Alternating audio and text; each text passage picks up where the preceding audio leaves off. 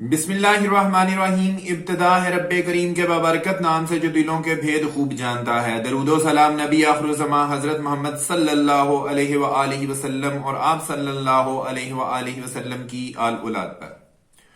अस्सलाम वालेकुम नाज़रीन, मैं हूं फर्रुख शराज ट्रांसपेरेंट प्रॉपर्टीज के प्लेटफॉर्म से एक नई वीडियो लेके आए हैं आपके लिए। आज की हमारी ये जो वीडियो है ये आपके इन्वेस्टमेंट पॉइंट ऑफ व्यू से बहुत इंपॉर्टेंट होने वाली है। इस वीडियो को एंड तक जरूर देखिएगा। अगर आप किसी भी जगह के ऊपर इन्वेस्टमेंट करना चाहते हैं और अगर आप मेरी ये वाली जो बातें आज मैं डिस्कस करने जा रहा हूं, जो पॉइंट्स मैं आपको बताने जा रहा हूं, अगर आप इनको फॉलो करेंगे तो इंशाल्लाह ताला आपको इसमें फायदा होगा। अगर आप ये चीजें मिस कर देते हैं तो देयर इज अ चांस कि आपको इसमें लॉस बर्दाश्त करना पड़ जाए, क्योंकि ये ऐसी चीजें हैं, ये ऐसा निचोड़ है जो कि हमने अपने एक्सपीरियंस से गेन किया है। और हम ये चाहते हैं कि जो चीजें हमने अपने एक्सपीरियंस से गेन की हैं वो आप लोगों के साथ शेयर करें, ताकि आप इससे से ज्यादा मुनाफा हासिल कर सकें, ज्यादा से ज्यादा आप वो वाली इन्वेस्टमेंट कर सकें जिसमें आपको प्रॉफिट आने के चांसेस होते हैं। तो अगर आप हमारे चैनल के ऊपर नए हैं, आपने हमारा चैनल अभी तक सब्सक्राइब नहीं किया, तो गुजारिश है हमारा चैनल सब्सक्राइब करके ऑल का नोटिफिकेशन ऑन कर दीजिए, ताकि आपको हमारी आने वाली वीडियोस भी इसी तरह से मिलती रहें और आपको फायदा होता रहे। नाज़रीन, बढ़ते हैं हमारी आज की वीडियो की तरफ। आज का जो टॉपिक है वो यही है कि अगर आप इन्वेस्टमेंट करना चाहते हैं तो किन पॉइंट्स को आपने मद्देनजर रखना है।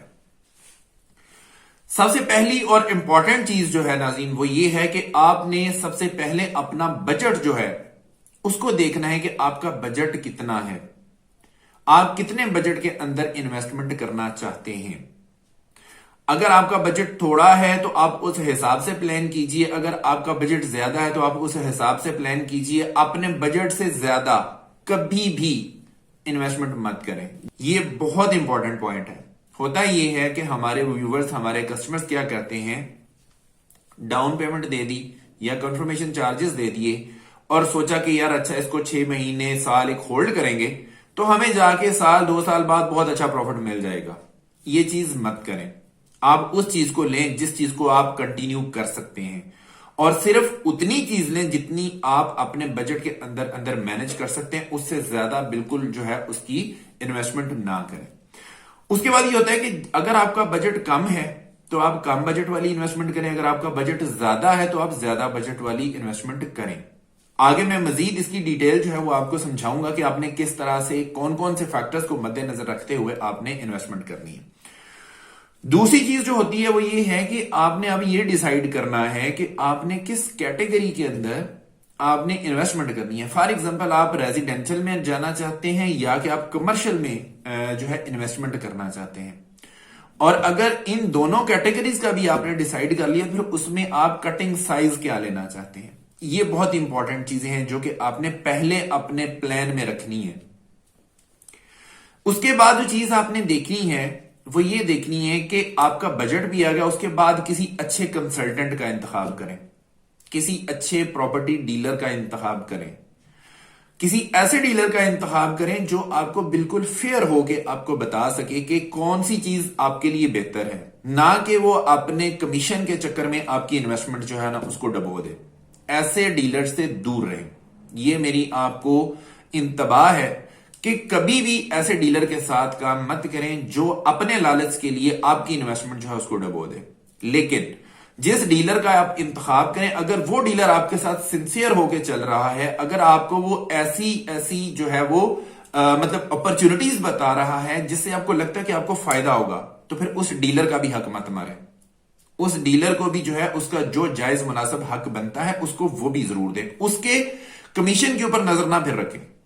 क्यों? इस वजह से कि अगर आप उस बंदे के साथ फेयर होकर चलेंगे, वो बंदा भी आपके साथ फेयर होकर चलेगा। अगर आप उसके कमीशन को काटने के चक्कर में होंगे तो वो फिर जारी बात है आपको भी चूना लगाएगा। तो इसलिए विन विन सिचुएशन क्रिएट करें ताकि आपका भी फायदा हो और जो बंदा मेहनत कर रहा है वो भी जारी बात है रोजी रोटी के लिए लगा हुआ है, उसका भी जो है हक मत मारे। अगली चीज जो होती है जो आपने देखनी है वो ये है कि आपने कौन सी सोसाइटी के अंदर जाना है। ये बहुत इंपॉर्टेंट फैक्टर होता है नाज़रीन। सोसाइटीज का इंतखाब करना जो है बड़ा इंपॉर्टेंट होता है और इसमें आपका जो अच्छा कंसल्टेंट है वो बहुत अहम रोल अदा करता है। ये आपके कंसल्टेंट की जिम्मेदारी होती है कि आपको सबसे पहले तो वो प्रोब करेगा, آپ کی ریکوائرمنٹ دیکھے گا کہ آپ کی ریکوائرمنٹ ہے کیا. فار ایگزامپل جس طرح سے میں نے بتایا کہ آپ ریزیڈینشل میں جانا چاہتے ہیں یا کمرشل میں جانا چاہتے ہیں, اس کے بعد یہ کہ آپ نے رہنے کے لیے یہ والی پراپرٹی خریدنی ہے یا کہ انویسٹمنٹ پرپز کے لیے خریدنی ہے, اس کے بعد یہ ہے کہ آپ کا روٹ کون سا ہے, کس سائڈ سے آپ آتے ہیں جاتے ہیں, یا آپ کا آنا جانا کس والے روٹ سے ہے. اس کے علاوہ یہ چیزیں ہوتی ہیں کہ جس سوسائٹی کا وہ آپ کو بتا رہا ہے اس میں ادر ایمنٹیز کیا ہے, اس سوسائٹی کا اپنا پلان کیا ہے, اس سوسائٹی کے اندر کیا کیا چیزیں بنیں گی, کیا کیا چیزیں نہیں بنیں گی, اور جب یہ چیزیں بن جائیں گی اس کے بعد اس کا فیوچر کیسا ہوگا. آپ کو جس سوسائٹی کے اندر آپ انویسٹمنٹ کرنے کے لیے جا رہے ہیں, کیا وہاں پہ آپ کو ضروریات زندگی کی چیزیں بھی ملیں گی یا نہیں ملیں گی, اور موسٹ امپورٹنٹلی اگر آپ نے انویسٹمنٹ کر لی ہے تو کیا وہاں پہ سوسائٹی کی مینجمنٹ بھی بعد میں ہوگی یا نہیں ہوگی, یا کہ صرف پلاٹ بیچ کے فارغ ہو جائے گی, مطلب وہ چلے جائیں گے, چھوڑ دیں گے سوسائٹی کو آپ کے رحم و کرم پہ. تو یہ ساری چیزیں جو ہیں ان کا انتخاب کرنا بہت ضروری ہے. ہمیشہ وہ سوسائٹی کا انتخاب کیجئے جس کے پلانز بڑے اچھے ہوں, جس کا ڈیولپر اچھا ہو, جس کی ایکسس اچھی ہو. اس کے علاوہ یہ ہے کہ وہاں پہ اگر آپ رہائش رکھتے ہیں, ضروریات زندگی کی چیزیں آپ کو مل رہی ہوں, اگر ابھی نہیں مل رہی تو ایٹ لیسٹ ان کے پلان میں تو ضرور ہو نا کہ یہ چیزیں آپ کو بعد میں ملیں گی. اور اس کے بعد یہ ہے کہ سوسائٹی جو ہے وہ آپ کو رحم و کرم پہ نہ چھوڑ دے, حالات کے رحم و کرم پہ نہ چھوڑ دے, وہاں پہ سوسائٹی کی مینجمنٹ ہو, کیونکہ جب رہائش ہوتی ہے تو وہاں پہ آپ کو گاربیج جو ہے اس کے لیے بھی مطلب ایک پوری مینجمنٹ کی ضرورت ہوتی ہے, جس کو ویسٹ مینجمنٹ کا نام دیا جاتا ہے. اس کے بعد آپ کی سڑکیں بنتی ہیں, خراب ہوتی ہیں, ٹوٹتی ہیں, ان کو بنانے کی ضرورت پڑتی ہے. آپ کی گرین بیلٹس ہوتی ہیں, ان کو جو ہے وہ دیکھ بھال کی ضرورت ہوتی ہے. آپ کی اسٹریٹ لائٹس ہوتی ہیں, ان کو دیکھ بھال کی ضرورت ہوتی ہے. اور بہت سارے مسئلے مسائل ہیں جن کو دیکھ بھال کرنا جو ہے یہ سوسائٹی مینجمنٹ کا کام ہوتا ہے. تو یہ چیزیں جو ہیں ان کو مد نظر رکھیے. ان چیزوں میں بہت بہت امپورٹنٹ یہ والے پوائنٹ ہیں جو میں بتا رہا ہوں, شاید آپ کو سننے میں لگ رہے ہوں گے بڑے نارمل ہیں, بٹ جب آپ ایکچوئل لائف میں وہاں پہ جا کے جب رہنا شروع کرتے ہیں تو پھر آپ کو ان کی امپورٹنس کا جو ہے وہ آئیڈیا ہوتا ہے. تو یہ ساری چیزیں جو ہے ان کا انتخاب کرنا بہت ضروری ہے.